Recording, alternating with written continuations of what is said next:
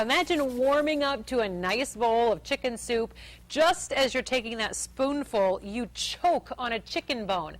Not only that, but it lodges in your throat. That's what one Cape Coral grandmother says happened to her, and she wants to know why the soup company isn't doing more after she made a complaint. Corner Corner's Liza Fernandez live with that answer. Emily, Maureen Duncan has been eating Campbell soup, she says, for 55 years. But after choking on a chicken bone, she says, was in a can of chunky chicken noodle, she says, never again. It's stony. Yeah, I've only got one can of chicken noodle left.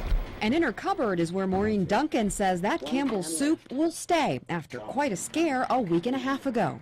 I made a grilled cheese sandwich, warmed up chicken noodle, chunky chicken noodle soup. But the third or fourth spoonful, I started choking. I must have been choking for about 10 minutes or so. The 75-year-old grandma with bad hips fell to her knees, and what she says is a chicken bone splinter dislodged. Thank God, because time I got to the bathroom, I was blue in the face. I almost died, and I thought, well, I'm going to die here all alone, and my kids won't know about it.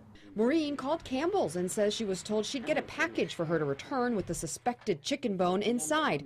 But she says she still hasn't received it. So I called the company for her. Well, I'm going to contact my consumer affairs group and ask them to go back into our files and determine when Mrs. Duncan contacted us and find out what the status is of her complaint. It sounds like she's concerned that we haven't responded and she hasn't received the package.